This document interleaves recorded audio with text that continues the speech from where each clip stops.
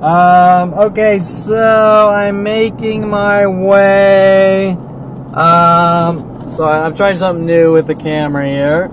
I'm making my way out to, this is difficult to do. Brian Longbotham's old house. I doubt he still lives here on 664 Flaming Star. I'm not 100% sure on the 664 address part, but he lived on Flaming Star off, I think, Flores, which is interesting that Army Flores, now I think Army Fields or whatever, kind of followed me to Ralph's Supermarket. Okay, so my battery died. It said full and then it just went straight to dead, so that might be a bad battery. Anyways, I was talking about Army Fields, Army Flores, who I believe lives out here as well. A model, ex-stripper, whatever, worked for, married some guy, some photographer, I don't remember his name, whatever, I don't care. But the point is that she was involved, I think, in one of those, kind of following me to Ralph's Shopping Center, and then worldwide groups going, Kevin stalking models and strippers and this and that, with zero contact, communication, or anything, just being in the same room. Same business building, a very large supermarket. Somehow, worldwide groups saying, well, you know, because someone is there who is a stripper or model and you're there, therefore you've committed a crime, with worldwide groups stalking me, whatever. And of course, I think her playing their little subtweet weird games that they play and then try to turn around on me that I'm weird. Okay, anyways, so I found that interesting because this is off Flores Street. So Flores probably wasn't even her real name. And most strippers really don't generally go by real names anyways. Okay, so Brian Longbotham sent after me when I was about to graduate University of Colorado. Me getting into 3D animation, visual effects. Brian Longbotham sent after me and invested about 15 years to hunt, stalk, set me up, frame me, try to rid me of the world, hiring jobs like hiring me for jobs for Universal Studios, one called Hollyweird, one called Spy Game. I worked with him at Modern Video Film. We were friends for 15 years, so I thought him wanting to start businesses and do all sorts of innovative things, which turned out that his only focus, like everyone else, was to figure out how to remove me from society, investing 15 years, just like Mike Huntley invested 25 years in setup attempts, frame jobs, with every resource business person known to man, to end my existence.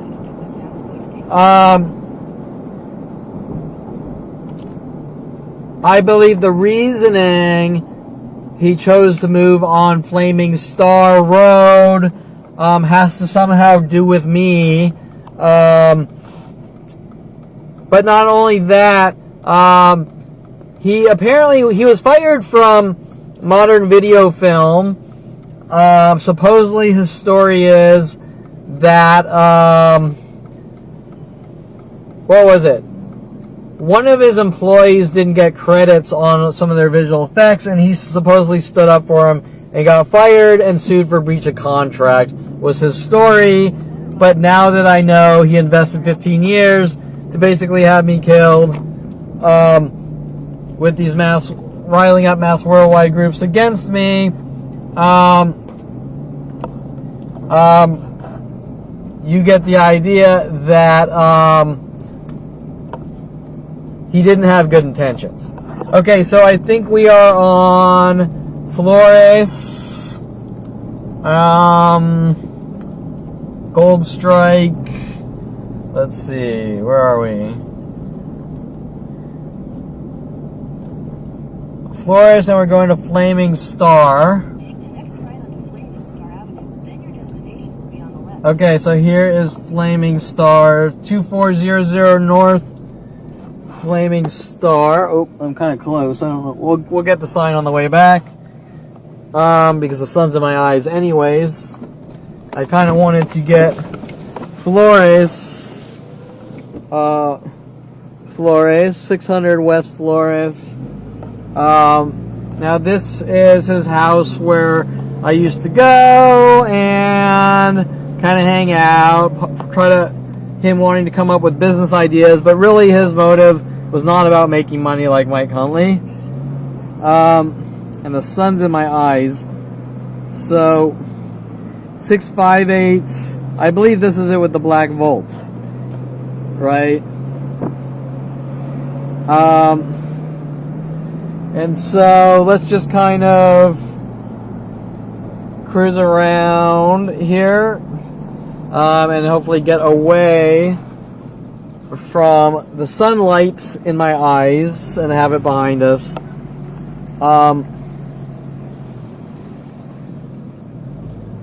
Brian, let me think off the top of my head. Brian Longbotham was involved in endless operations to try to turn me into make it look like I'm a violent paranoid schizo.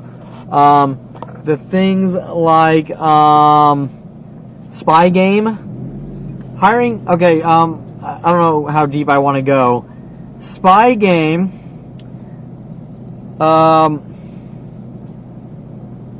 Okay, so what you're seeing on my website with all these people, the gray and black clothing patterns, people mimicking everything I say, off my social networks. Oh wait, we have a gray and black Mini Cooper which looks like he's following me. Let's see if I can get him. He just kind of came from behind and did a U-turn. There he is. Did he get lost? I'm not sure. Anyways, all these things are to try to make it look like I'm crazy and suffer from mental illness. Now, Brian Longbotham hires me to work on spy game at Universal Studios while people are spying on me and playing these mind games to create mental illness. Right? Also, Brian Longbotham hires me to work at Universal Studios and on a pilot called Hollyweird, and this is right after you had a Holly Body follow me into Yankee Doodle's pool hall, and with the guy she was with make some comment, like some belittling comment as she walked by. Then Brian Longbotham hiring me to work on a pilot called Hollyweird, right? While everyone was mad at me for whatever, taking turns in anger and rage, while Universal Studios and Brian Longbotham were making up every lie known to man. Okay, so one of the things I can remember, because remember this is 15 years. Okay, so this is the house that Brian Longbotham either lives or used to live in. I can't tell you, but that's the house. Let's do it. Okay, maybe we'll go around the block anyways. That's the house he was in. Now, Brian Longbotham, this is an example of Brian Longbotham. Okay, first this is Flores Street. Let's get a good video of that. Flores Street. This is 2400 North Flaming Star Ave, or Flaming Star Ave. Yeah, 2400 North Flaming Star Ave. Now I'm working at Hollyweird. And there is a nice view. I'm working at Hollyweird, and I'm working on Hollyweird for a Wes Craven production for a pilot.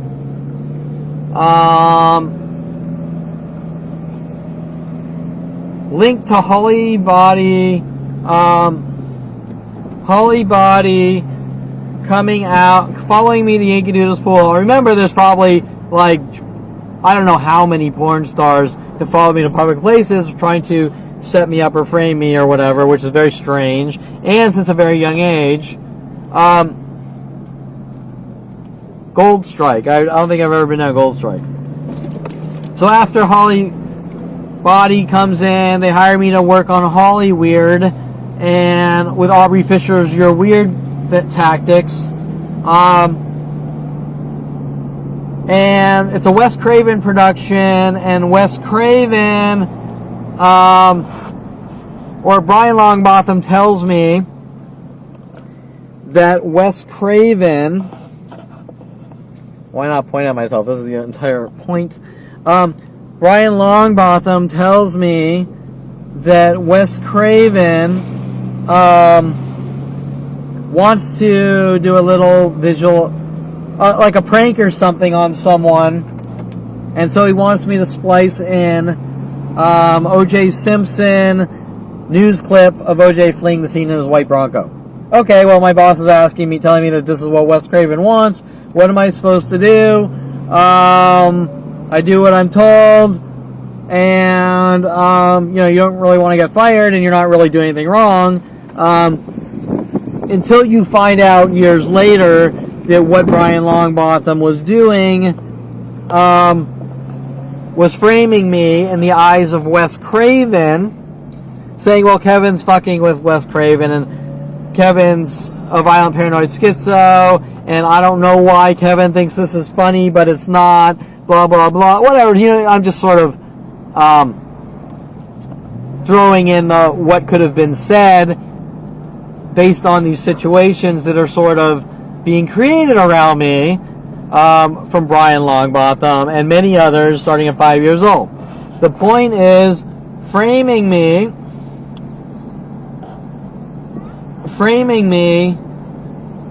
for simply hiring me to do a job and then framing me, right?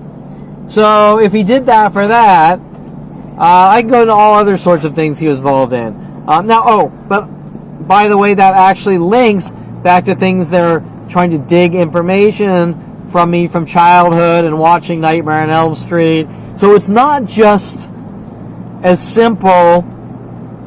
It's not just as simple as, oh, hey, I hired Kevin Perlman. I hired Kevin Perlman to destroy his name and reputation. It's not really that simple. It's a little more complex than that. Sorry, getting a good angle. Whatever. It's a little more complex than that. These things are all linking to my childhood with the psychology community. On things my family's trying to get coerced false confessions or make me look angry and crazy, or like violent paranoid schizo, which we've seen with the police, trying to make it look like I conform to media. Okay, so example, I watched Nightmare on Elm Street at maybe, who knows, 14 years old. My brother and his friends keep showing me horror movies, and in hopes that they can flip me out, right? And this starts at 5 years old with the movie Ralph Bakshi, Wizards, which my father took me to the movie Wizards and told my brother to try to reenact parts with masked groups out of the movie Wizards to flip me out and make it look like I conform to media and I'm crazy, right?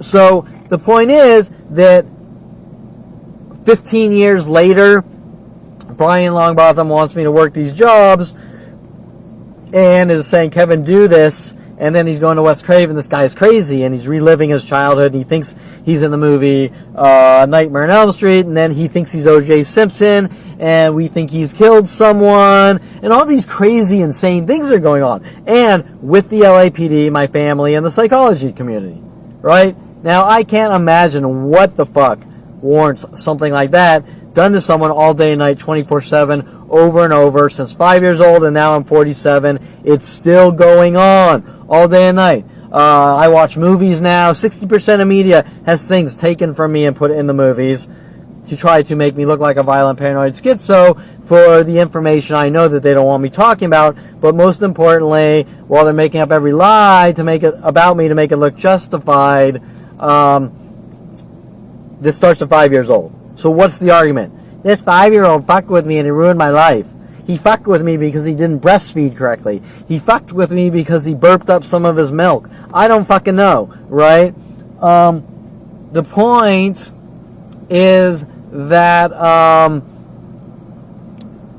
these things are being done over and over from person to person and never stop. And Brian Longbotham spent 15 years doing this to me.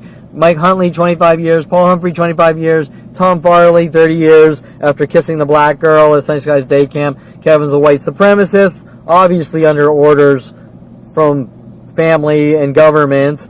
But the point is, I can't tell you why this is going on. I can just tell you that I was targeted and flagged at 5 years old, and these people are sent after me. Another thing Brian Longbotham did was he said, Kevin, let's play paparazzi when he saw that I was getting back into photography. And he said,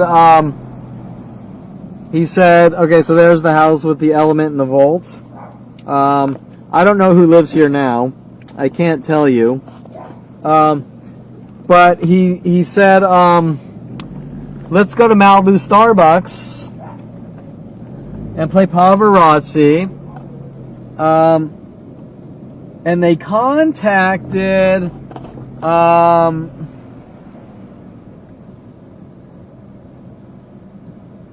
who did he contact? Martin Sheen and Tia Leone, right? And so he says, let's go down to Starbucks. Let's go down to Starbucks and play paparazzi. Tia Leone goes into Starbucks Malibu. I take a picture of her. Who cares? So what?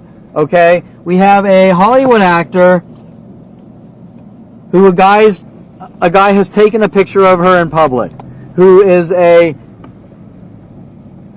public image, right? Do you understand what I'm saying? She's a public image. She is a Hollywood actress who makes, who knows, $10 million a year, I don't know. And the context of the situation is that she's a public figure and people are going to take her picture. So I take her picture and they play this game like you violated people's space, you destroyed her life, you did this, you did that. Well, let me tell you, I didn't even make any money off of it. I felt really bad, actually. I didn't make any money off of it. Brian wanted the pictures. I didn't give him the pictures. I kind of forgot about him or didn't care. Also, Martin Sheen. He had Martin Sheen come down, right? Hence, Charlie Sheen's acting out in anger and rage with his show 2.5 Men, and I'm sure 100 other shows written with things directed at me in hate and rage for taking a picture of his father, right? Okay, well, the part where nothing makes sense is, I'm sort of going, just driving randomly. The part where nothing really makes much sense,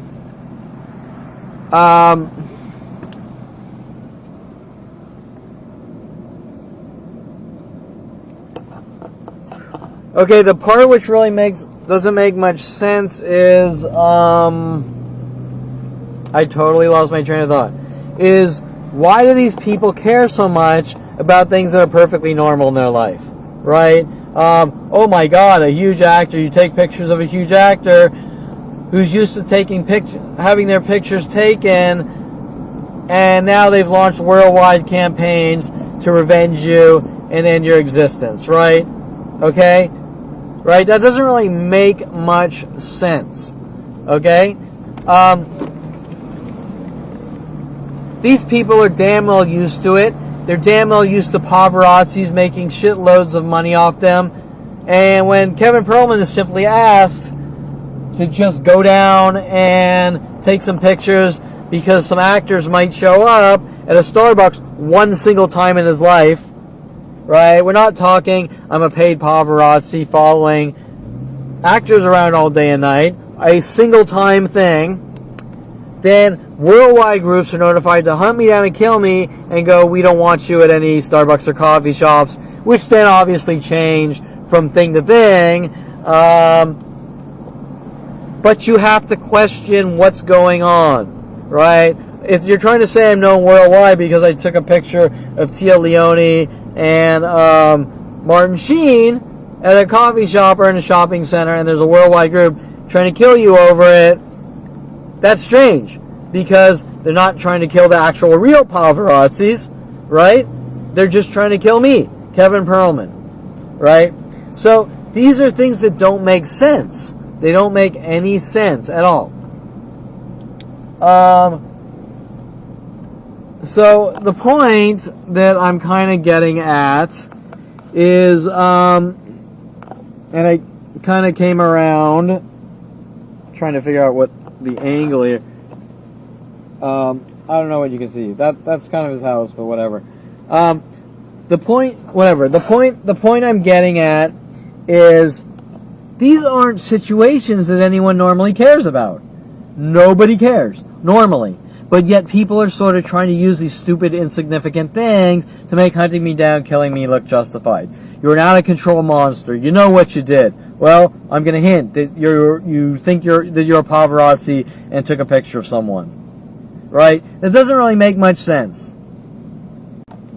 Okay, so I'm switching batteries, and I just wanted to sort of document the yellow and black, which we might see more yellow and blacks, because they obviously see that I'm in the neighborhood.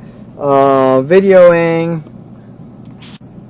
So some yellow and blacks, and usually they ramp up attacks in the local area very fast within minutes through internet technology. So I saw yellow and black, which means we might see more yellow and blacks. Okay, so the point I was making here is that ooh, these droopy eyes, like Rocky eyes. Okay, sorry, I had to make a joke. My little squinty eyes. Okay, so the point I'm making is that nobody cares. Nobody could care less if some guy's at a Starbucks and takes a picture of Tia Leone or Martin Sheen. Yet Brian Longbotham contacted them to show up and then managed to tell the entire planet how I ruined these people's lives. Right? All these things are the same. I tap my foot around Aubrey Fisher. There's a worldwide campaign to kill me.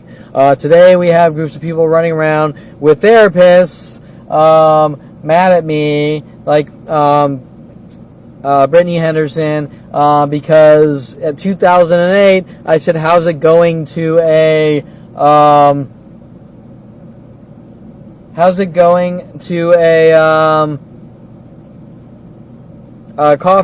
coffee bean employee?" And them playing this game like there's a miscommunication about threatening his life or saying, you're not allowed here, I don't want you here, I'm going to run you out, or weird freaky things like this that don't make any sense, right? I mean, think about it. If you were to walk up to someone and try to be friendly and say, how's it going? Okay, now I want you to notice the gray and blacks and the second group of people at the same time walking, pushing strollers, right? So instantly two people came out, yellow, black, gray and black, both at the same time pushing strollers within minutes. Okay, and we might even see a lot more of them. Okay, so my point is that that Aubrey Fisher, you tapped your foot by me, there's a worldwide campaign to kill you with the foot tapping crime. Well, wait, how am I known worldwide? I'm not some famous actor, right? So there's a big jump between trying to live a normal life and every single thing you do is collected, put in Brian Longbotham's laundry list to have you killed with worldwide support on things that nobody could care about, right? Does that make sense? You tapped your foot, we're going to kill you. You blinked your eyes, we're going to kill you. You went to a coffee shop and you rested your feet on a chair while reading a book, we're going to kill you. You bought a shirt at 29 Lord's Gym, we're going to kill you. All these things that nobody could normally care less about. If I do it, this worldwide campaign to kill me, saying I'm reckless and out of control. But yet, this is what people worldwide do all day and night. And so the point is that these are normal things. They're just trying to give me disinformation and make me think that killing me is justified, right? We're going to kill you and it's because you farted. We're going to kill you because you blinked wrong. We're going to kill you because you yawned on a date. We're going to kill you because you didn't pay your taxes on time, right? I mean, nobody thinks that way unless they're a murdering Nazi, right? And so my point is that why is everyone mad at me when I'm the target? It doesn't make any sense. But that is what's going on. Oh, I just passed this house. Whatever. We'll do another loop around. That is what's going on, and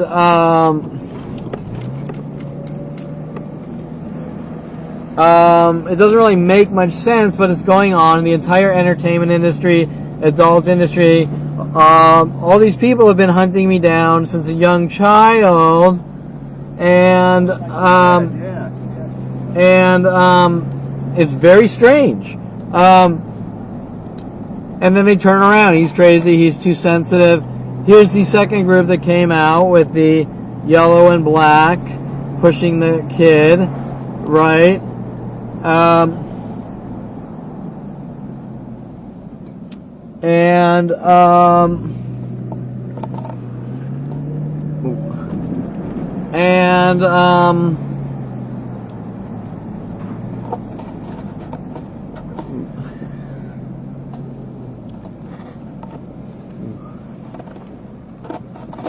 And so you understand that what's going on doesn't make any sense. It's not kosher. It's about hate, rage, anger, jealousy.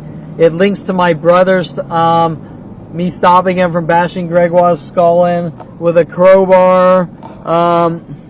I just noticed this. This is Fargo Street. Is there a correlation between Fargo Street, Tom Farley wanting me to see the movie Fargo so bad, and Brian Longbotham moving around here with Fargo and Flores, Fargo and Flores. Here's the second group, right? Notice how they live close to each other. With Fargo and Flores, using the street names to try to make me mentally ill, which they've been doing my whole life, right? Right. For example, my father talking about porn stars' names being the first street you lived on and things like this, trying to flip me out with porn stars. Or my father having me finding a property on me for Burbank and Juliana, or working on me with girls named Julia and Juliana and things like this, and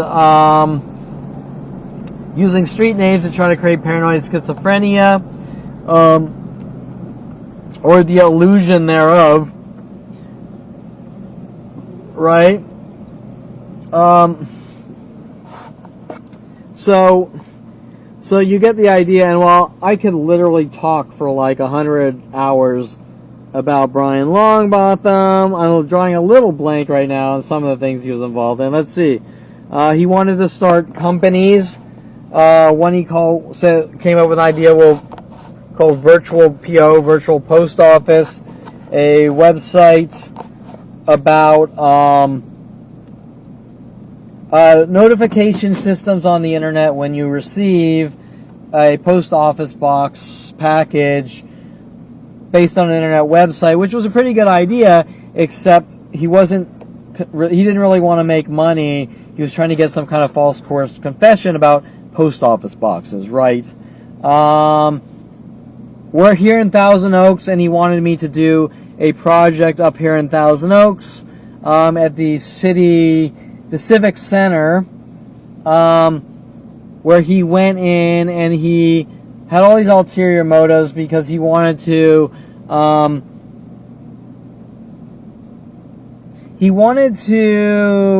test out an Onyx computer, which is like a $500,000 Silicon Graphics computer. So he went to the Civic Center here, which isn't really the worst thing in the world, but he went to the Civic Center here and said, look, we want to screw around with virtual reality, and we want to use your facility and demo it to people and this and that and see if it's viable for the city of Thousand Oaks. Well, it turned out the price tag on an Onyx for $500,000 wasn't viable for the city of Thousand Oaks in what you can do now for a $800 computer, right? With virtual reality, which way surpasses a NVIDIA 280 card now, or even a 1080 or a 980, surpasses a million times over what that $500,000 Onyx was doing, right? Anyways, that's not the point. The point is that back in the late 90s, when we were doing this, he kind of knew it wasn't going to work out for them, but he just wanted to screw around with the Onyx, although truth be told, everyone benefits, except it's not really a viable solution in the end for the city of Thousand Oaks to sport that kind of money and whatever. And it ended a little poorly, because I kind of got reeled into this thing where I had ulterior motives and I want to do something bigger. But either way, no matter how you want to look at it, and I just kind of want to note that these dog walkers are both wearing all black, like the groups of people that were recently showing up at the Starbucks. But anyways, it's not the type of thing, whether that works out or not, that worldwide groups say, well, you're a fraudulent murderer, and we're going to hunt you down and kill you, and you committed a crime, although nobody cares about what Brian Longbotham did, because he's the guy that wanted to do it, and I was just kind of with him like, I'll help you, and there's no real crime here. Everyone benefits from screwing around with VR equipment. It just wasn't viable for the city of Thousand Oaks to do. Now, Brian Longbotham did some kind of dick move, like when he was done, like, well, we're out of here and we'll let them send it back. You know, that was kind of a dick move on his behalf, and you know he was kind of pinning it on me, the guy who's just along for the ride, helping out, right? Oh, other things. Brian Longbotham hires me. He has a friend that does owns Shark vacuum cleaners. Now, there's a whole subset of things with Alexis Amore taking me to Yankee Doodles and trying to shark me, dick around, act like a ass puppet, and try to shark me by hiding my pool cue, while him wanting me to play someone for money, which I wasn't really a money player, but he wanted to see if I could beat some guy for money, so I beat some guy for money, but for like $10, right? Who cares? And not that it mattered. I'm not judging actual pool players that play for money. If you do, good for you. That's your gig. I was never a money player. I was more of a straight pool. It's more about perfection and prolonged focus and zen. It wasn't really about the quick 9-ball making money, right? Okay, but whatever your thing is, who cares? That's your thing. Okay, needless to say, my family and Brian Longbotham mad at me for being a pool player, as if my family saw the movie The Hustler and Color of Money, and they think that by playing pool, that's how pool is, and you're playing for thousands of dollars a game, and everyone's getting their arms and legs broken, right? Well, that's not how pool is, unless you're living in a movie, right? Okay, so Brian Longbotham, I almost said Brian Weaver, because Brian Weaver was sent after me at 16, or in 8th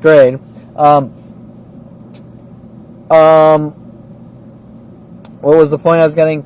Pool. Linking to Brian Longbotham wanting me to play not only the Holly Body thing and the Holly Weird pilot, but Brian Longbotham wanting me to play the guy for money, hiding my cue to sort of kind of jokingly act like a 50-year-old ass puppet, and then to shark me, and then taking me to the restaurant Sharky's, where Alexis Amore and her mother were waiting for me, except when I went up to talk to Alexis Amore, she played this game like she didn't remember me, in hopes she could probably sort of try to trigger me, or get me angry at her to say, oh, see, look, we proved he's a murderer and a serial killer with anger and rage and lack of self-control. But like usual, those tactics, those 40-year tactics all day and night, 24/7, did not succeed or work. Hence the cover-up aspect of what's going on, to have me hunted and killed for their crimes against me in these mass worldwide groups.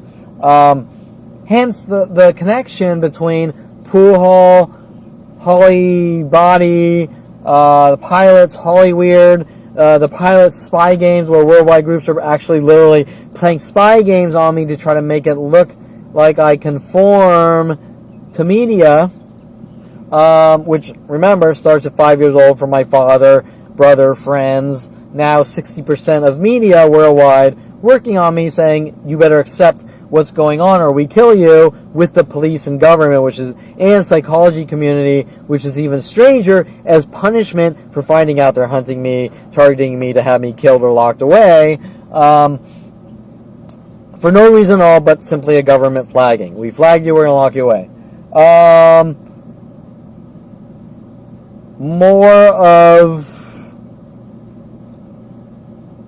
of Brian Longbotham's things. Remember, this was 15 years over and over, thing after thing. Oh, the shark thing. So after this, after the Yankee Doodles and the sharking and Sharkies, Brian Longbotham then says, I want to hire you for a job for my friend who owns Sharky's vacuums, and he wants you to take pictures and photo document the video shoot for some kind of commercial.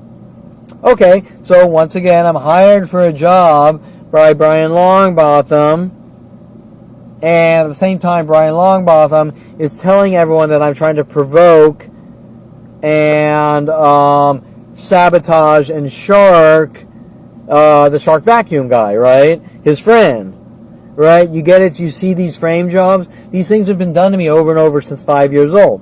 But the point is, why is this guy exerting 15 years to do these things to me? And then it switches to the next person, right? Before that, Mike Huntley sent after me, 14 years old. I want you to introduce you to my friend Melody, the stripper, and she needs someone to bounce for her these bachelor parties. Oh, well, you took the cookie and ate it, so now we gotta punish you for what you did, which aren't punishable things. There's nothing I did wrong, right? It's not anything that anyone would care about. So here we have like hundreds of billions of people all over the planet. Whoa, when you're 14 or when you're 16, you bounce for a stripper. Okay, so does anyone give a flying fuck? No. We got porn stars having wads blown in their face all day on video and spewed out to the world, and nobody could care less. But you bounce for a stripper at 16, and it's the end-all be-all of crimes, and strippers and porn stars are mad at you for it. Okay? Doesn't make any sense, right? Okay, so my point, though, is that Brian Longbotham wasn't working alone. Brian Longbotham was working with Mike Huntley, Tom Farley, Paul Humphrey, Adriana Oliveras, tons of people in the adult industry, tons of people in the entertainment industry, tons of people in the music industry. I met Brian Longbotham maybe 24, 25 years old. This starts at 5 years old, right? Tom Farley. I Kiss a Black Girl. Tom Farley claiming around 8 years old that I saw an alien and I'm crazy. Tom Farley, an alien light in his bathroom and I'm crazy. Tom Farley making up the lie and trying to put the words in my mouth, right? I never said it. Tom Farley saying that I hate black people and I'm white supremacist. I hate Persians after I started going to Coffee Bean. on Tampa and Victory, trying to sabotage me going out and talking and meeting people and being social. Tom Farley sabotaging, not just sabotaging, but riling up worldwide groups to have me killed. Tom Farley working with Aubrey Fisher, sent after me by the government, and Rody Morales working with the LAPD to claim that I've killed someone. In those frame jobs, Tom Farley working on the Kevin's a white supremacist because he kissed a black girl at Sunny Skies Day Camp. Tom Farley egg mobbing Eric Johnson at 8th grade and saying it was me. Tom Farley egging cars, saying it was me. Tom Farley, or Richard Grunberg, around 13 years old, stealing the Woodman's skateboard, saying it was me. Eric Johnson, around 13, shoving an M80 in Darren Light's mailbox, saying it was me, right? So the point I'm getting at while talking about Brian Longbotham, who I met at 24 years old to, who knows, 36 or something, working on me to rid me of the world with all the 800-pound gorillas to create the chaos in my life, linking back to my brother and radio chaos and using movie to try to make me look crazy, to chaos me to death with worldwide support and my brother's death threats. Me and my friend put a teacher in a mental illness. Me and my brother put a teacher in a mental institution, and now we have a bug in your room, and we're listening to everything you do on the radio to try to flip me out. This is around 16, I think. This all happening after I stopped from bashing Greg Watt's head in with a crowbar, after Jen Yang broke up with him and started dating Greg, and him mad at me for not spying on Greg, and telling him that there was a rumor that Jen was kissing Greg, might have been kissing Greg in the back of Tom Hoke's station wagon while my brother's off at University of Colorado in this long distance relationship, but yet my brother's all blurting that my brother's blurting out that Greg should hang out with Jen Yang. Well, that sounds a little strange. I mean, if you don't think that that's a staged operation, it is, right? Now,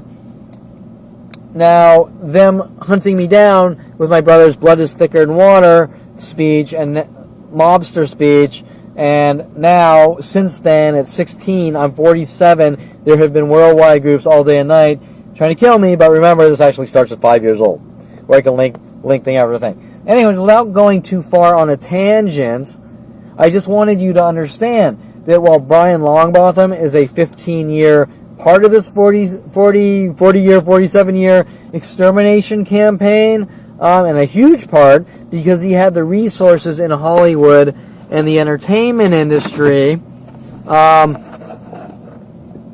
to hunt me down and turn these mass groups against me. Why is he doing it? Why is he taking part? Right? That I can't figure out. I mean, what do? You walk up to a guy and you go, you see, Kevin, he's a horrible monster and I want you to help us kill him? Okay, sure. Yeah. I'm in. He's a horrible monster. Let's kill him. Okay, how many people do you know that actually happens to, especially from stranger after stranger, worldwide helping, right? I mean, close to none, right? I mean, eventually there's some, like, white trash murderers and things like that, but when you have worldwide support for 40 years in these murder operations and government flaggings, that's strange. Okay, so, I'm about to leave, and I'm just trying to think of if there's anything important that I need to kind of talk about Brian Longbotham that I forgot. And remember, I knew him for 15 years.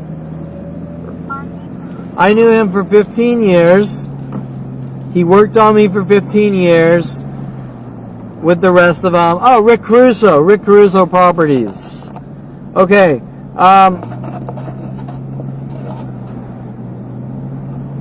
there's several things.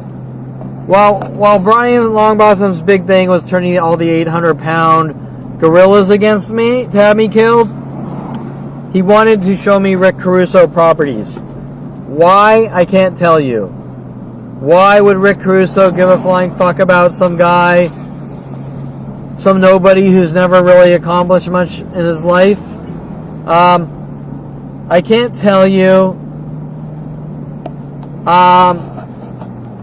We're getting back now to Lynn Road, and while there's a whole subset of things with Lynn Junkin sent after me in University of Colorado, that's for another topic. But okay, so why would Brian Longbotham? Oh, Avenue de los Flores. That's the street. It's not Flores. It's let's see if I can get the sign. Okay, and Lynn Road.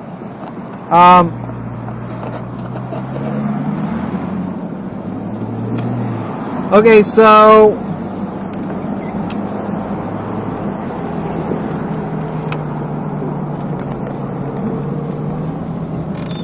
why would I totally lost my train of thought. What the hell was I talking about?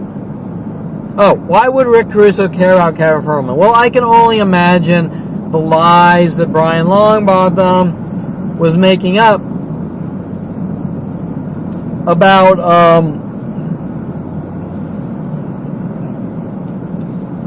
the lies that Brian Longbotham was making up about me to Rick Caruso, but there's no doubt in my mind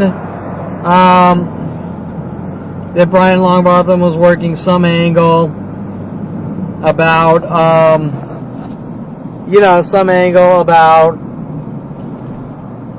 who knows, Kevin and property, maybe me doing something wrong to rile them up against me, $1 billion real estate agent guy who builds properties, right? Another thing I can kind of remember out in Thousand Oaks is while doing the community center thing with the VR, Brian Longbotham taking a picture of a Persian rug place and the guy getting mad and spazzing out about the picture in some little argument. Now, I can't really link that to much, but two things, and that is the Big Lebowski movie with carpet pissers, which links back to Tom Hoke pissing on our carpet when he was drunk at one of our parties at my father's house, and then trying, I think, to make it think that I have no self-control, and I pissed on the carpet at my father's house, which while being blatantly inebriated and drunk, still not the type of thing that anyone cares about. But sort of putting it in the movie to make people think that I'm the carpet pisser. And then my father buying Persian rugs right after, or a couple of years after I moved back, or within the same time period. I can't tell you what the relevance is, except we have Persians even today following me from 8 years ago, who, with their network terror cells, following me to coffee shops, trying to have me killed because it links to Tom Farley and his lies, and I'm Jewish, right?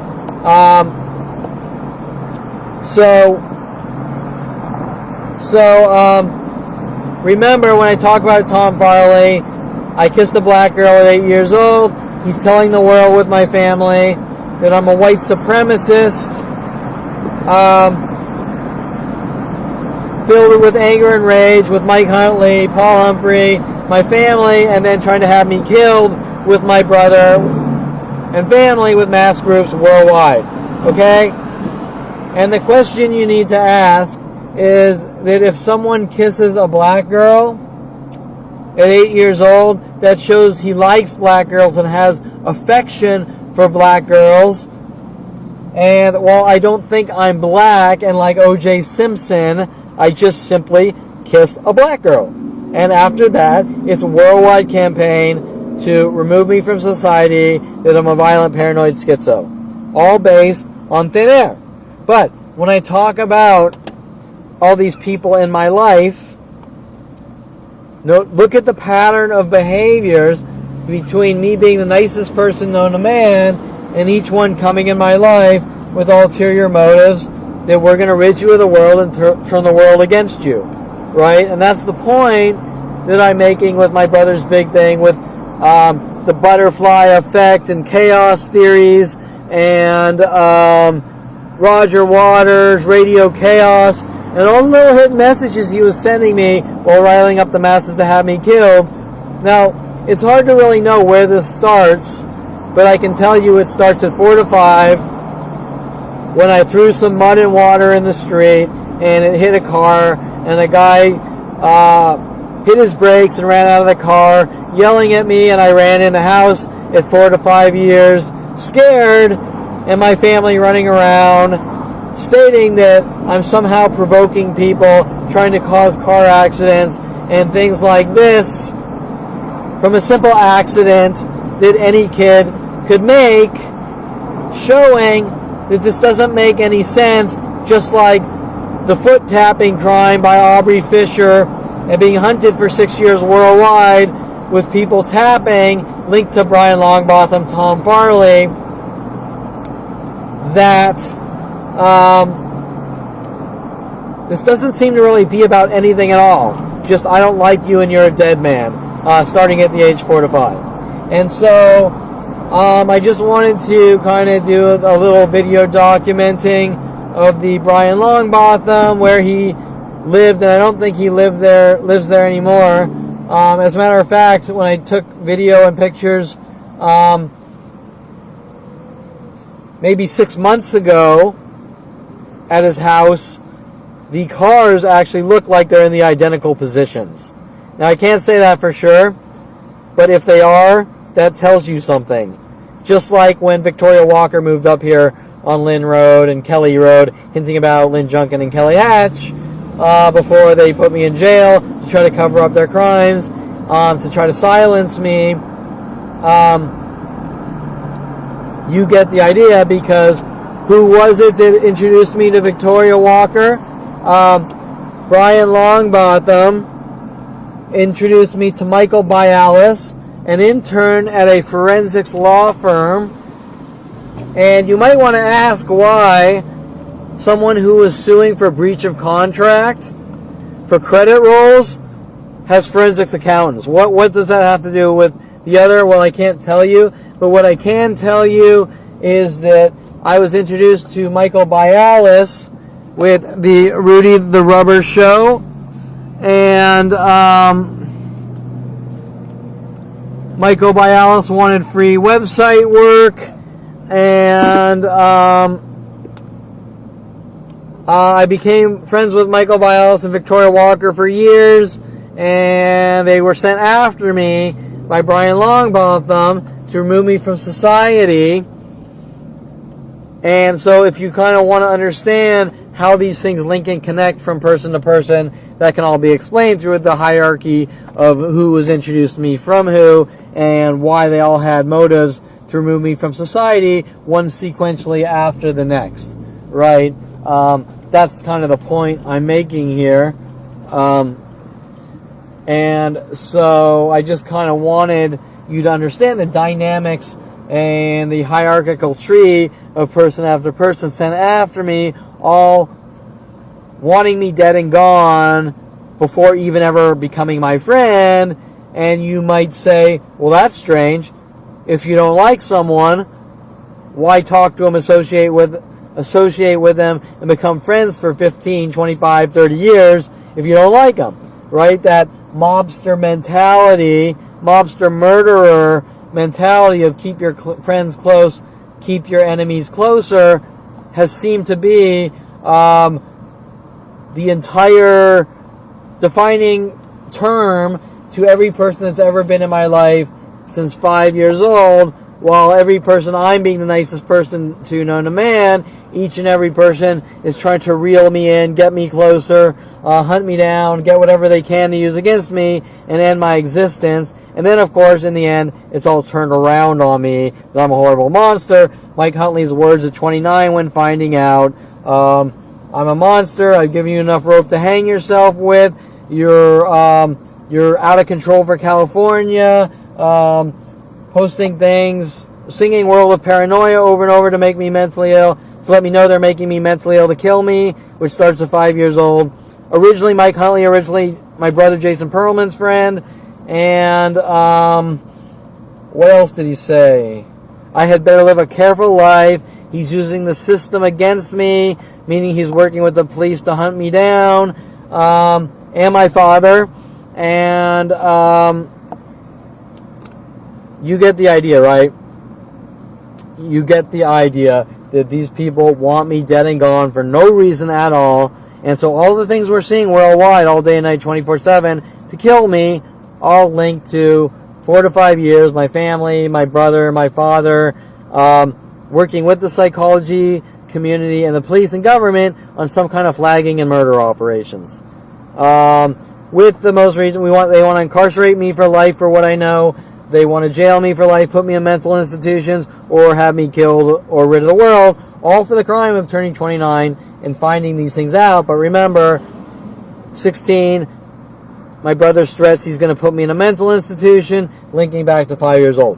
Well, I've never heard of a situation where someone who wants the best for someone wants to lock them away in a cage, right? Or kill them. They want them to roam free and do great, magnificent things. And that type of thought process isn't about helping someone. It's hate, rage, jealousy. I don't like. Maybe it's I had a kid and I want an abortion afterwards. I just didn't like what I got. And so let's get rid of it, right? I mean, I can't tell you. All I can tell you is that is the thought process of people that think like that. Right? It's not, I want you to have a good life by locking you away and trying to make you look crazy. Okay, so I'm going to leave it there. I wanted you to see where Brian Longbotham lived on Flaming Star Road in Thousand Oaks. And more importantly, most likely, like usual, there's motive to their madness with the street names. Flaming Star. Don't exactly know what it means. Avenue de las Flores, Fargo, probably linking to them making the movie Fargo and Tom Farley, wanting me to see Fargo so bad and trying to hint to me that I'm a serial killer and all these things. Okay, so that's pretty much it for this segment, and so just a little more insight into my life and what's really going on deeper than the surface and what the government with their government propaganda want you to believe that I'm some crazy man who believes in conspiracy theories and this and that, right? And MK Ultra and all that, right? That has nothing to do with anything but people trying to make me look crazy and cover up operations like the prosecutor, Corrine T. Phillips, trying to cover up their illegal judicial operations to have me killed since 5 years old, trying to say I'm a violent paranoid schizo who believes in conspiracy theories and conforms to movies, none of which is remotely true. Okay, so anyways, now that you sort of understand the dynamics of the situation, linking to Brian Longbotham, who was sent after me, pretty much a 50-year-old molesting a 24-year-old, you get the idea.